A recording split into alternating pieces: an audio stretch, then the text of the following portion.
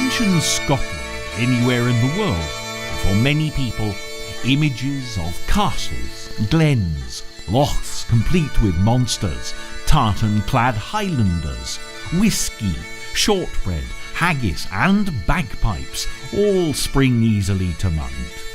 There is romance, drama, pain, loss, triumph, and a long history of war and conflict, mainly with the English.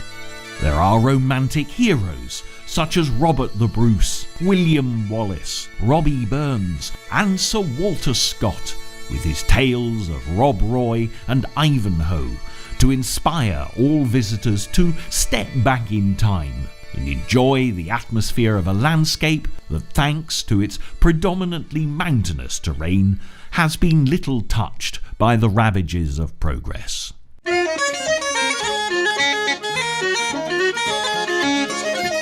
If you travelled as the crow flies from the northernmost tip of Scotland to the southerly extreme point, you'd cover a distance in the region of 275 miles. However, if instead you followed the country's coastline, you would clock up something like 6,250 miles, and for the majority of your journey you would see little evidence of human habitation. Scotland has a population in excess of 5 million people, but predominantly they make their homes in the country's central belt. There are 6 cities here, hundreds of towns and thousands of villages, and you will find plenty of wild heather-clad countryside with scattered isolated crofts. But travel to any of the nation's major cities and you'll discover a very different cultural heritage, and none, it has to be said, is more fascinating, with its population of around 500,000, than Edinburgh, the undisputed capital of Scotland. Before we begin our tour of the city, it's well worth taking a brief look at a potted history of Edinburgh to set the scene. The most striking feature of Edinburgh is the great rock upon which the city's castle stands proud today. This strategic vantage point has been occupied since Bronze Age man first laid claim to it in around 1000 BC. With clear views over the Firth of Forth, any approaching invaders could be spotted, and through the forthcoming centuries there were plenty of them. As the city grew in importance, the castle's buildings became more dominant. Great Scottish kings based themselves at this stronghold, and through the ages, such legendary figures as Robert the Bruce and Mary Queen of Scots all passed this way. Edinburgh developed along 4 roads, which set a straight course linking the castle end of the city with Holyrood Abbey, and this thoroughfare today is much better known as the Royal Mile, due to a palace being built on the site of the abbey at the end of the 15th century. Holyrood Palace is still the Queen's official Scottish residence, and every monarch since the 16th century has had considerable influence on Holyrood, making it one of the most historically fascinating royal palaces to be found anywhere. There was a time when Edinburgh almost lost its status as the capital of Scotland. Rioters in the city angered King James VI of Scotland so much that he threatened to remove the machinery of government to nearby Linlithgow in 1596. The wise folk of Edinburgh certainly knew the fiscal importance of being a capital city and instantly surrendered to the king's demands. The next fundamental change for the city of Edinburgh also came during the lifetime of this monarch, as the very same James VI of Scotland succeeded Queen Elizabeth I of England to rule the two nations in 1603 as King James I.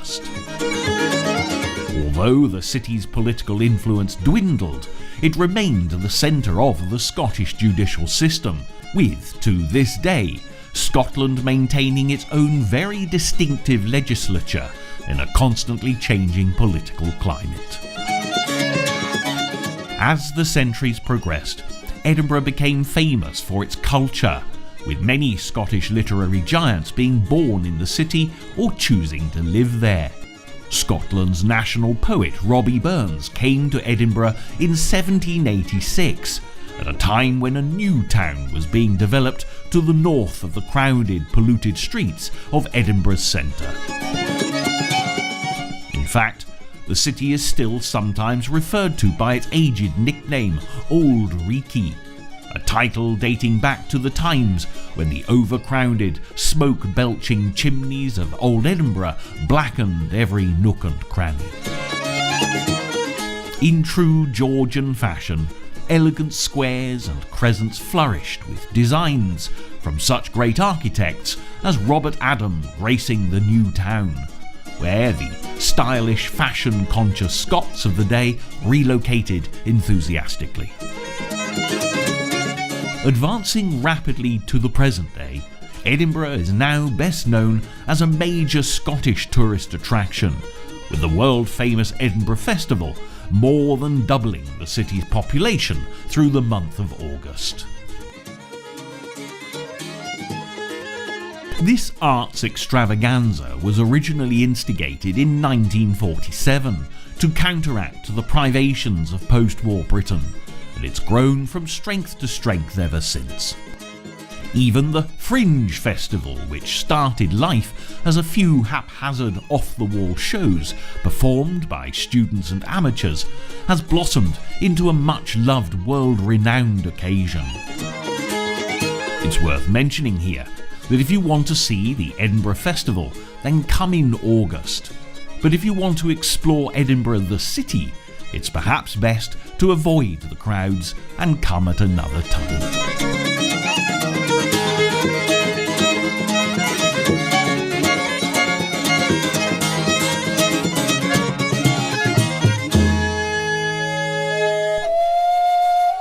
For anybody visiting Edinburgh, whether you've plenty of time to explore at leisure or at a pace that necessitates sightseeing at speed, the castle is most likely to be your first port of call, and there is, in truth, no better place to start.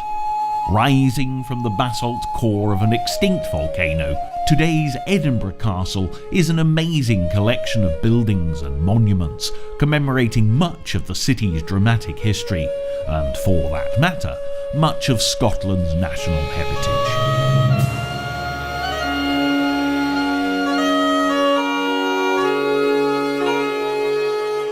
From the elegant sweep of the Royal Mile, the Esplanade, scene of the world-famous Edinburgh military tattoo, draws visitors towards the castle's 19th century gatehouse. Bronze statues of the legendary William Wallace and the tenacious Robert the Bruce stand proud either side of the entrance, and it's perhaps worth taking a moment to look at these larger-than-life greats so beloved in the story of Scotland.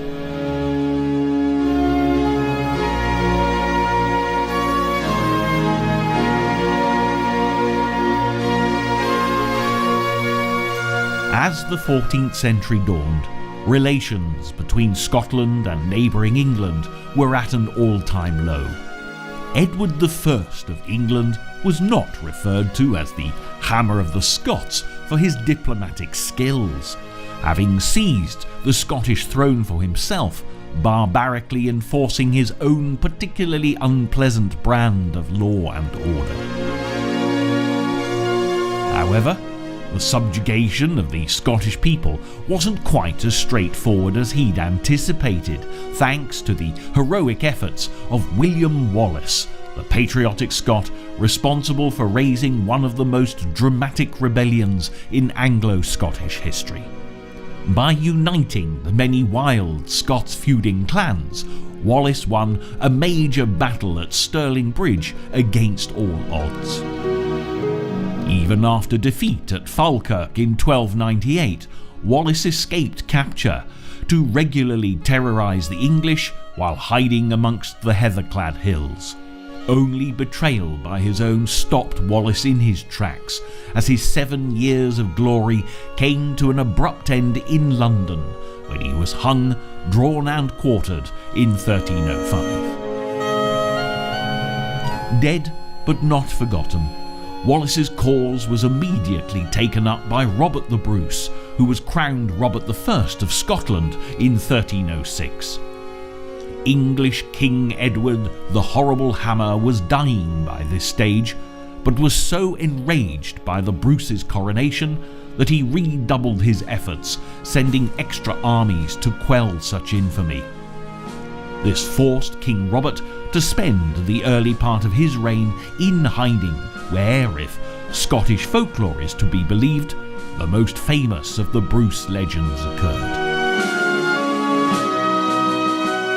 Cold, wet and disconsolate, Robert the Bruce sat huddled at the back of a dark, damp, dripping cave, contemplating giving up the seemingly never-ending fight against the English that William Wallace had begun all those years previously.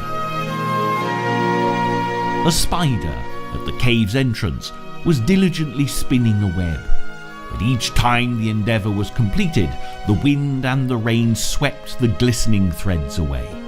Each time, the spider climbed back up the rocks and started the web all over again, and Robert the Bruce was inspired to take arms once more and see the cause through. They do say that at the Battle of Bannockburn in 1314, when the Bruce was outnumbered by the English 3-1, it was the memory of the spider that spurred the Scot on to one of the greatest victories of all time. Today, therefore, it's very fitting that these two great men should stand side by side at the entrance to Edinburgh Castle, guarding this magnificent bastion for evermore. Let us now lay down our arms and instead put on cagoules as we wander Edinburgh Castle, merely as humble explorers who can be little surprised at this typical weather. Inside the castle walls, there are many fascinating and functioning buildings from all ages of history. Dating from the early 12th century, St. Margaret's Chapel is the oldest building here, an enduring memorial to the devout and wise Queen who was the mother of King David I, one of Scotland's greatest early rulers. This fine example of a Norman chapel was restored for Queen Victoria in 1853. Unfortunately, the building's character was preserved without the addition of over-ornate 19th century embellishment. The view from this level of the castle grounds is panoramic and spectacular on a clear day with blue skies. Today is the norm, and a little cold here in November. We cannot control the temperature, but we have a short opportunity to synchronise our watches and timepieces. It's said that you can tell the difference between tourists and the native dwellers of Edinburgh at 1 p.m. daily from Monday to Saturdays, when the time gun is fired from the castle battlements. Local folk will just nonchalantly check their chronometers, but visitors who've not been warned have been known to run for cover, whilst the gathered watchers get a good view of the scene.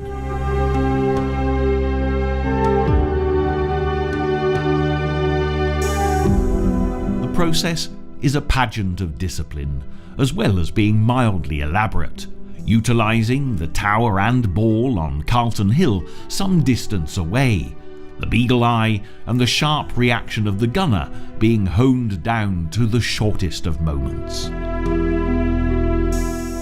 Fortunately, this is the only gun that's ever fired regularly, and when you see the size of Mons Meg, the famous siege gun, it's probably a wise call.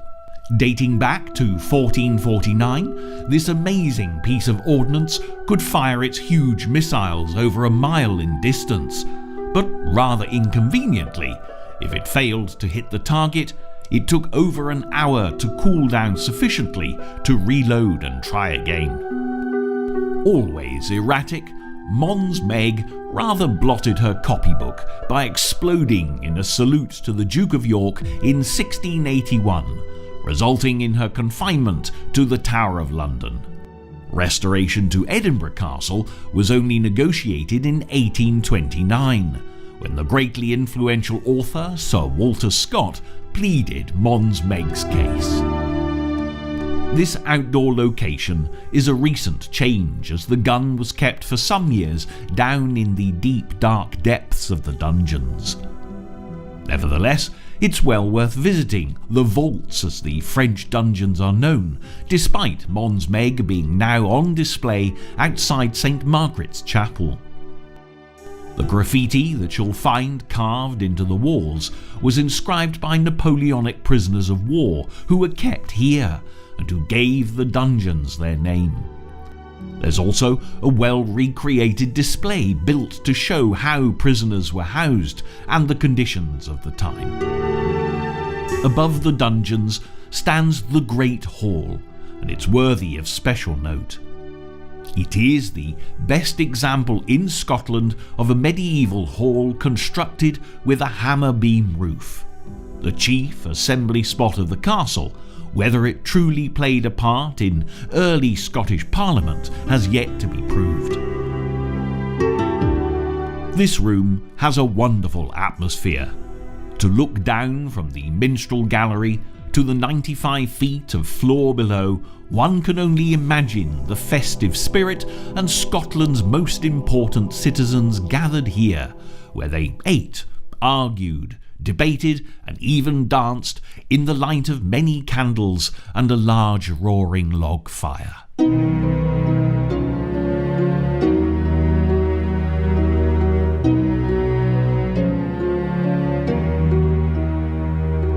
The palace is of similar age and contains a superb display of Scotland's crown jewels, as well as the Stone of Destiny, a vital part of the nation's heritage. The Stone of Destiny was symbolically used for the coronation of Scottish kings until Edward I of England, the Hammer of the Scots from the William Wallace story, absconded with the stone and took it to Westminster Abbey in 1296. Centuries later, this iconic symbol has been returned to its rightful place in Scotland, and it's certainly been a popular restoration. Edinburgh, as a city, played a vital role in the tragic life of Mary, Queen of Scots, and it's here in the palace on the 19th of June 1566 that she gave birth to James VI of Scotland, later to become King James I of England. A saga of mismatched marriages, scandal, murder and intrigue surrounded Mary until, after 18 years' imprisonment in England, she was finally beheaded upon the orders of her powerful cousin Queen Elizabeth I. But more of Mary later, when we visit Holyrood Palace.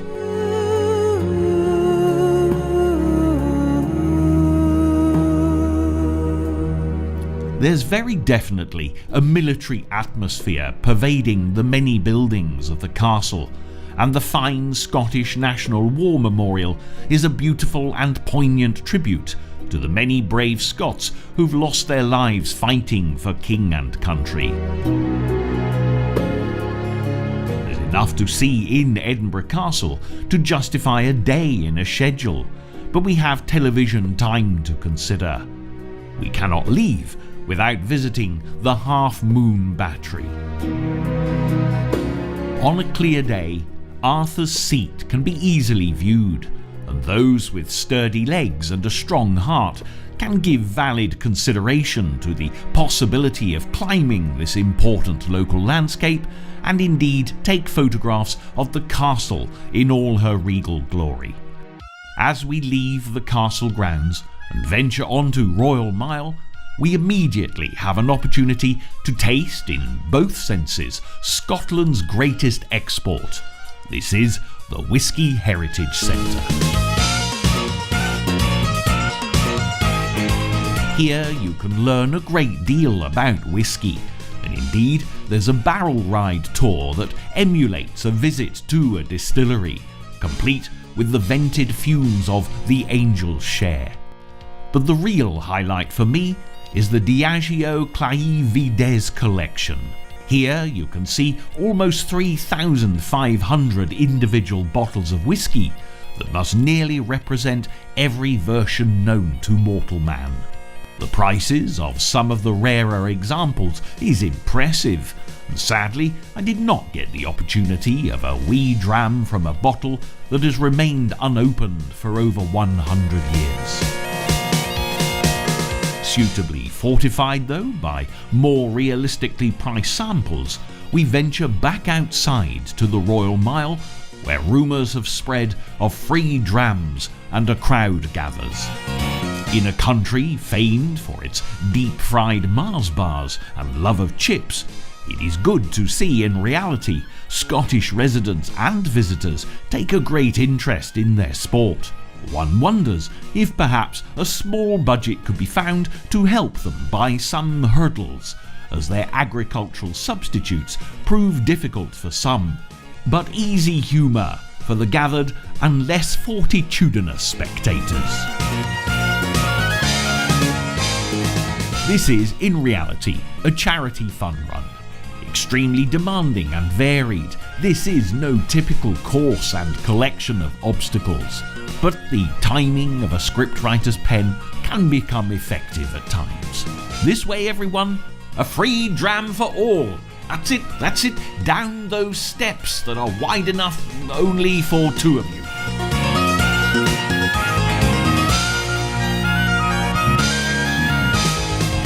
As the runners' gasps and exhalations fade into the distance, the peace and tranquility of Royal Mile returns. We can enhance that feeling by entering St. Giles Cathedral.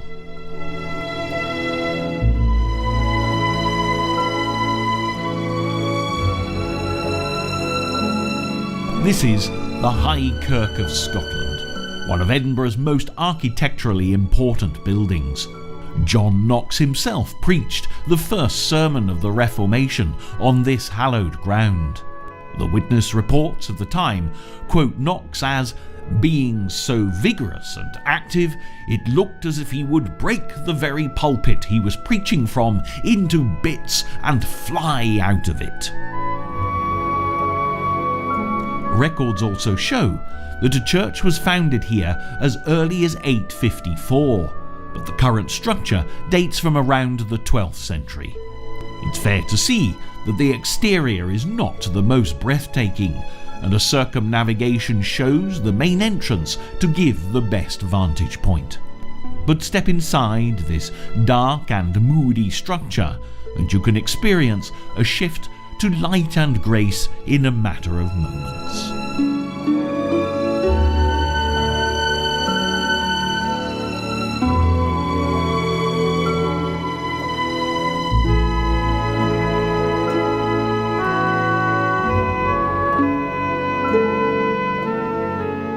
Along the western aisle, we come to the statue of John Knox himself.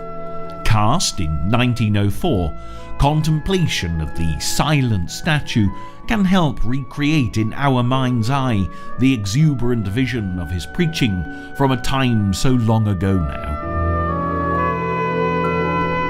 1904 seems to have been a good year for St. Giles, as it also saw the casting of the Robert Louis Stevenson bronze relief memorial.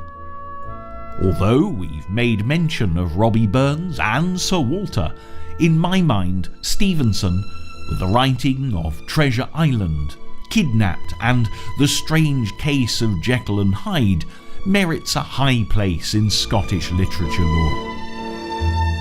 There's much to see here at St. Giles: heraldic carvings, sections of tombs and memorials from the medieval period, as well as more modern aspects such as the Burns window installed in 1985.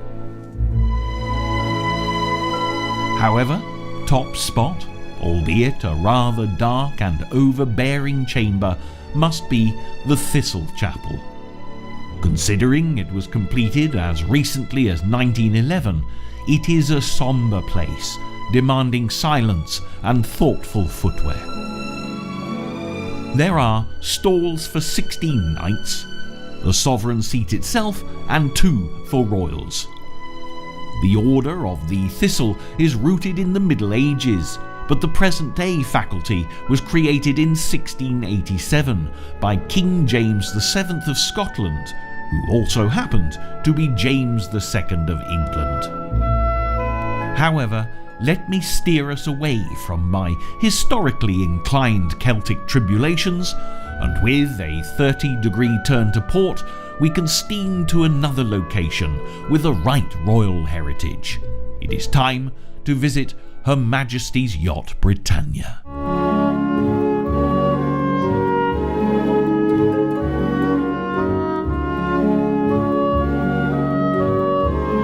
This grand lady of the oceans now resides in the country where she was born and riveted. For over 44 years, she served the British royal family, travelling over 1 million miles to become the most famous ship in the world. Of course, she's carried all the members of the family, their guests, heads of state, heroes and heroines alike, but just take a look at her. She is a heroine in her own right, another majesty of the ocean waves.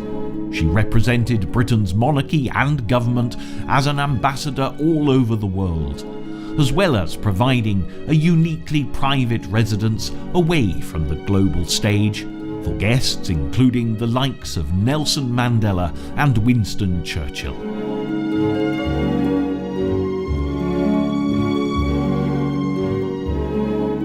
Although tradition, atmosphere, royal form and formality play a large part in HRY's ambience, it is a golden opportunity to get up close and personal with an insight into the life of the world's most photographed royal family. I think I'm right in saying it's the only place you can get to see the Queen's bedroom.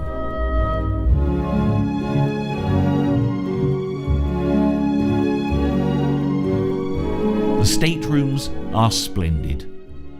Let your imagination run free as you consider the whos and whys and how much goodwill and effort was made and exchanged in these very regal places.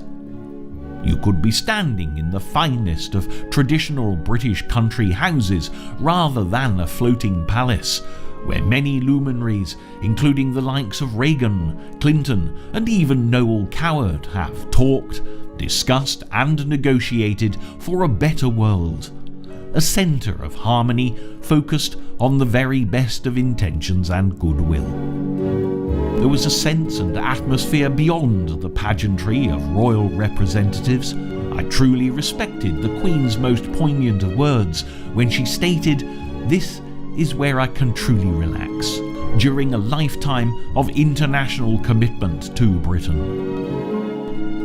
It felt good to believe that this one place provided such a private opportunity for the princes and princesses to be a family, enjoy playing games, eating together, and generally getting the opportunity to chill down in the modern vernacular. From the royal apartments you can head to the decks. The exterior of Britannia glows with traditional British nautical finery. Unlike many royal establishments around the world, there's little in the way of gold leaf or precious stonework. Just layers and layers of clean white paintwork. Each stroke of the brush oozes pride installed by anyone who ever played a role in her construction, her active life, and certainly now with those who maintain and continue the ambassadorial role that was intended when she first took form in pre-World War II Britain.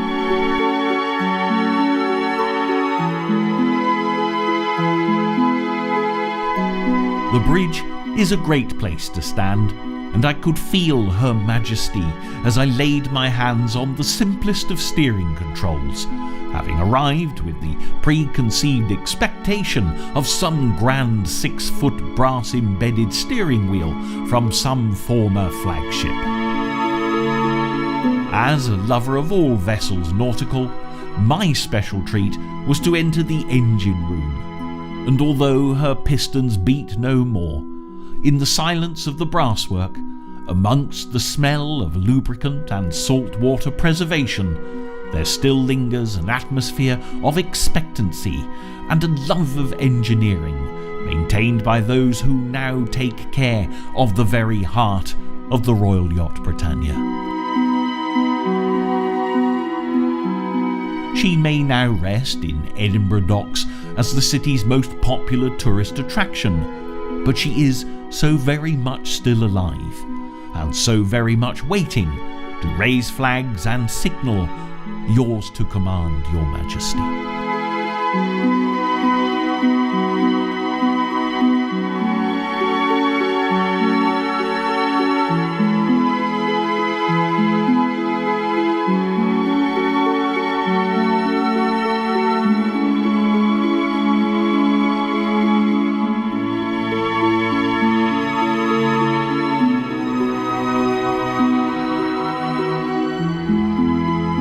As signs of the day's ending approaches, we leave Britannia to her justified slumbers, and to stretch the evening a little further and see nighttime fall over Scotland's capital, there's no better spot to head to than Calton Hill. It would be fair to call this spot the other hill in Edinburgh, a primary location for both photographers and painters alike. From here, you get a great view of the castle at all times of the day, and to the east, Arthur's Seat sits proudly, thus completing the triangle of vantage points. This World Heritage Site accommodates many buildings of interest. On the southern face, the headquarters of the Scottish Government, which answers to the Parliament building just a caber toss away down the hill. On the top lies the City Observatory, and scattered about are several important monuments, including the National, the Robert Burns, the Dougal Stewart, and lastly, but never possibly late, is the Nelson Monument with its timeless time ball. This structure commemorates Vice Admiral Horatio Nelson's victory over the French and Spanish fleets at the Battle of Trafalgar in 1805 and was completed in 1815. Standing tall on the highest point of Calton Hill, it replaced an earlier mast used to signal shipping in the Forth. Taking 7 years to complete, because they ran out of funds, the time ball was added in 1853. But what is a time ball? It consists of a large painted wooden or metal ball that is dropped at a predetermined hour on a daily basis in order for mariners to verify marine chronometers. Historically, it explains its close proximity to the observatory, whose earlier role was to accurately gauge time. The gunner responsible for the 1 o'clock gun we watched at the castle earlier utilises this ageing, obsolete system to this day, and the gun was primarily introduced to Edinburgh for the days when fog and mist obscured the view of the time ball on Nelson Monument for the Forth anchored and moored shipping. Of course, the question remains as to how the gunner at the castle itself overcomes the same obscurity issue, and I suggest the best way to get the answer to that question is to go and actually ask Alison yourself. I was privileged to film the very last firing of the old gun with the legendary icon Staff Sergeant Thomas Mackay MBE, otherwise known as Tam the Gun, some years ago now. It's been a pleasure to see the precedent maintained so impeccably by Bombardier Alison Jones RA this very day. As the sun sets over Edinburgh Castle, I am not alone in my effort to secure a good image. There's at least 10 others, some professional locals with insider trading knowledge of how the sun will behave, as well as tourists from all over the world. Young people gather with a few beers and a guitar, whilst older couples stroll hand in hand as we wait in anticipation the closure of the sun's curtains, and a lone piper located far away commits his mournful notes to the declining drift of the wind.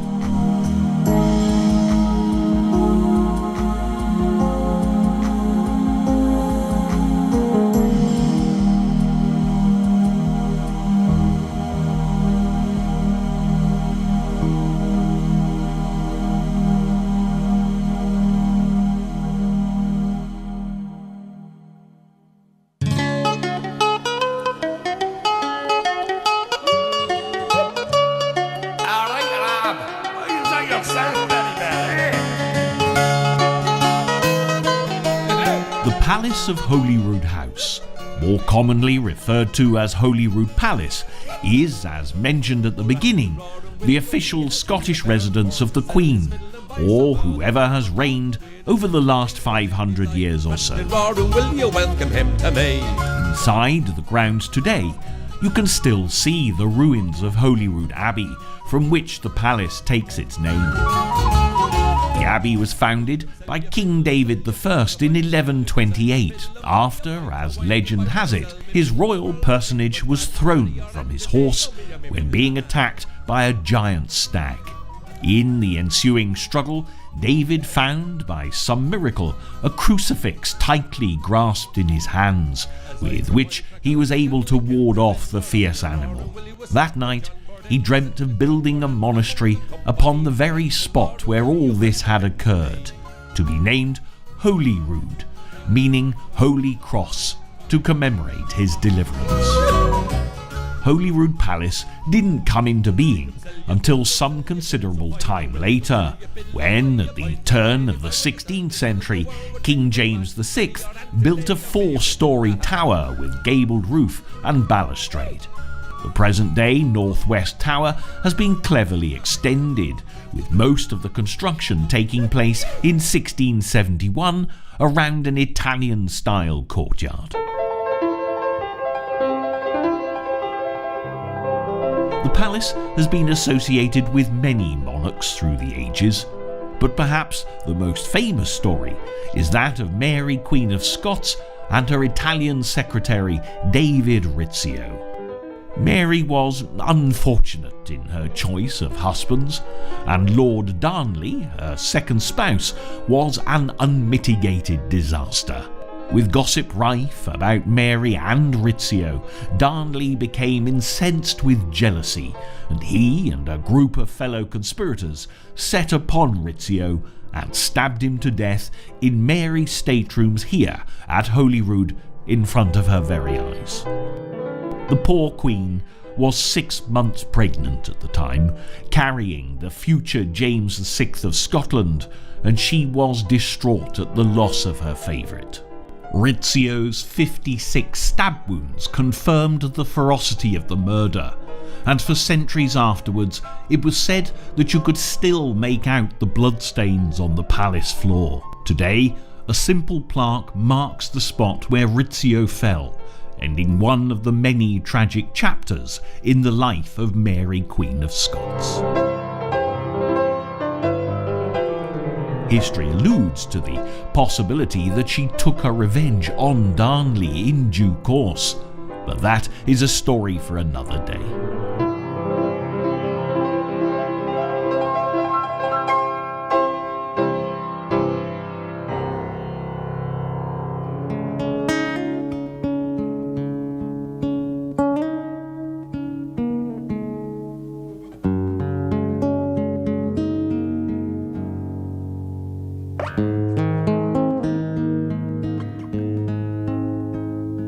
Just across the road is the Scottish Parliament building.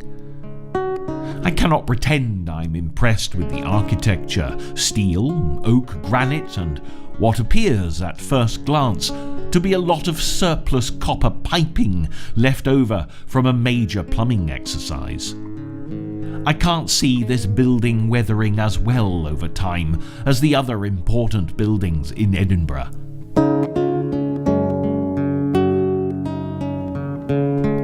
Inside this future centre of power for a possibly independent Scotland is a different matter, however. Here democracy rules, and all are welcome into the very heart of operations, the debating chamber. As long as you remain relatively quiet and respectful of the ongoings, you can see the People's Parliament in action on a daily basis.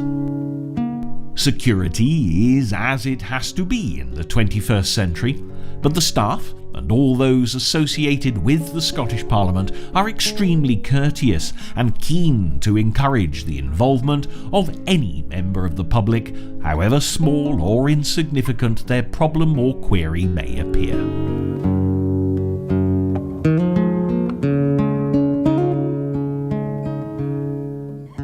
With a clouded sky and imminent rain, we are wise to seek solace and security from the elemental influences of Edinburgh's erratic weather, giving us a good opportunity to explore inside some of the city's more important locations. 5 minutes walk, and we arrive at the house of the previously discussed Scottish reformist John Knox. Within sight of St Giles Cathedral, due to his failing health, Knox lived and wrote here from the time of his return to Edinburgh until his death in November 1572. Dating from around 1470, this building has been magnificently maintained and restored where and when relevant, thus making it one of Scotland's greatest cultural treasures.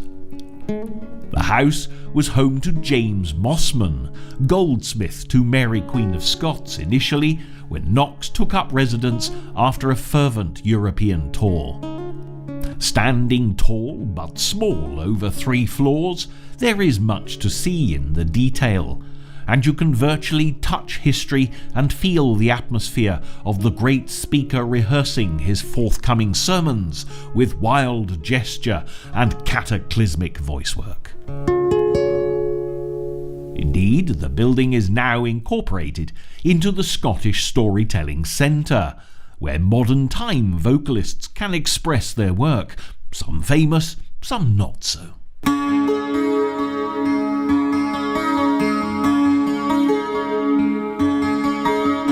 Despite the apparent modernity of this well-lit and open space, you are not far from the atmospheric lodgings of the man who, at his funeral, the Protestant regent, Earl of Morton, paid testament to Knox's life and work by saying, "There lies he who never feared the face of man."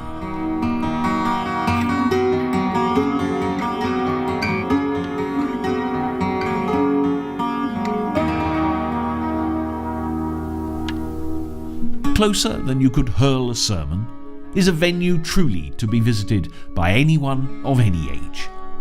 The Museum of Childhood was developed from the personal collection of Edinburgh Town Councillor Patrick Murray, who founded the museum in 1955 after proposing that it be dedicated solely to children.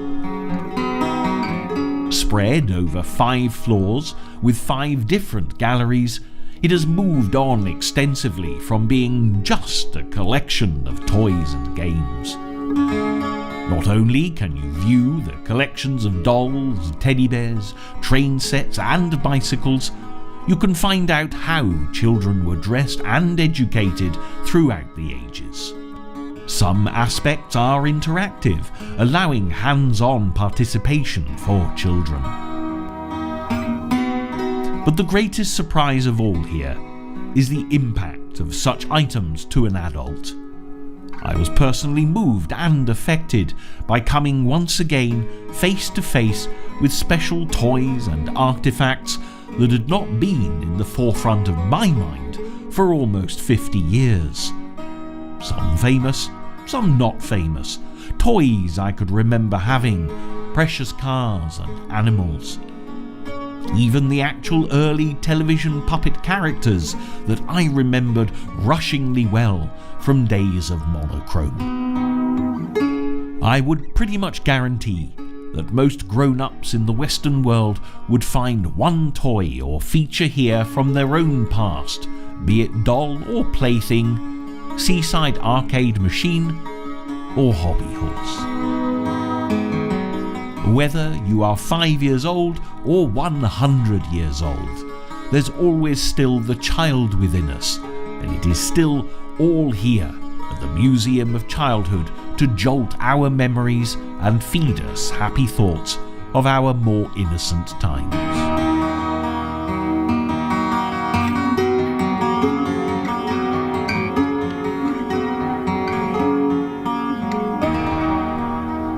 Onwards, back up Royal Mile, passing St Giles previously visited, towards the castle again, but turn left and zigzag.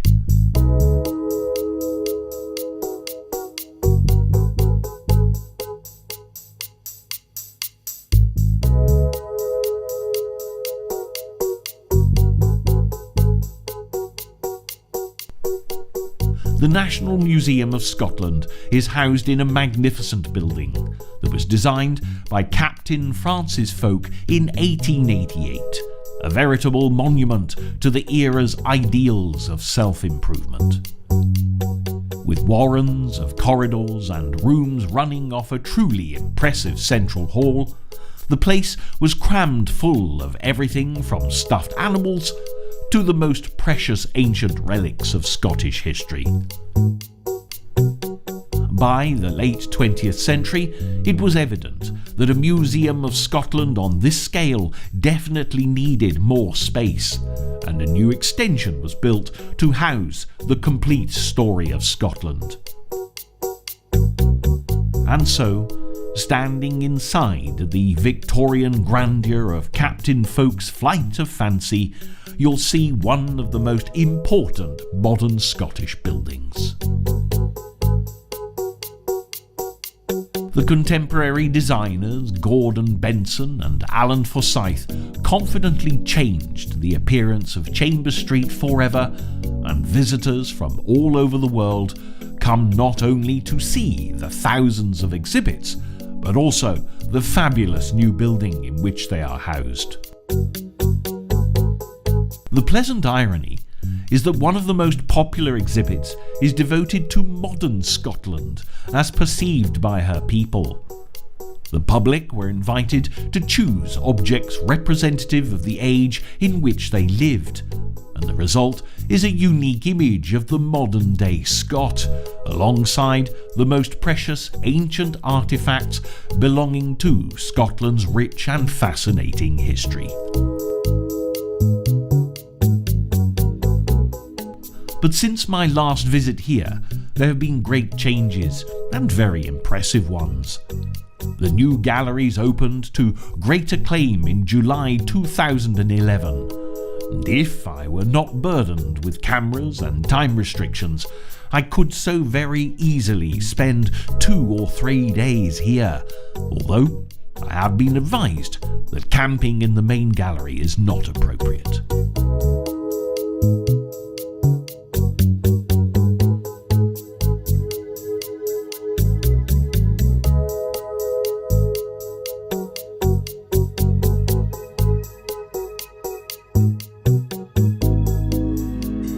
As time slips by so quickly now, we take the last steps together on our journey through the capital city of this unique and rugged highland. Or, to be far more accurate and journalistic, 287 steps. But while we gather our strength and resolve for this most significant of Edinburgh's escalations, we'll take stock of history and hopefully have reserves of energy for the journey ahead, to be rewarded by what I believe to be the greatest views of Edinburgh. This Victorian Gothic monument is a little over 200 feet tall and acts as a tribute to Sir Walter Scott, our aforementioned Scottish literary hero. When the great pen crafter died in 1832, a competition was held to see who could come up with the best of designs for a lasting memorial to the quilling Scottish king. And the unlikely winner was a man called Kemp, who'd forever be delighted at the achievement when he'd assumed early on that his offerings would be duly dismissed because no one really knew of him as a draftsman and self-taught architect. But he proved himself to be wrong, and he must have been thrilled on the 15th of August 1840 to see the foundation stone laid. Nearly 4 years later, the monument that will truly stand the test of time was completed when Kemp's son laid the final stone. Sadly, after realising such a proud dream, George Kemp, the successful designer and father, was walking home from the site in March 1844 one foggy night when he slipped and subsequently drowned in the nearby Union Canal, never to see his son place the finial. Centre stage at ground level is the enormous white Carrara stone statue of Sir Walter himself, complete with feathered pen and accompanying dog looking loyally at his master's face. Steadfastly climbing the increasingly narrow steps, it seems an interminable time until all Edinburgh opens out before us, and I'm sure Scott would have appreciated this testimony as all roads and highlights of the city are revealed. From here, in every direction, we can see the three focal points of Edinburgh, as well as the arteries and veins of this really splendid city. Arthur's Seat lies to the south, a begrudgingly brave reminder of another option to climb, and seen from this vantage point as a clear place of watchdog and outpost in early times. To the east lies Calton Hill, with its many memorials, time ball and mildly out-of-place monument that would be better served in Grecian climes. And of course, to the southwest, the arrogant outcrop that provides a sturdy platform for the castle and its historic spot of surveillance. Just below us on Princes Street, a primary artery, is embedded the once fashionable but still iconic building known as Jenner's. And of course, to the south lies the land of the English.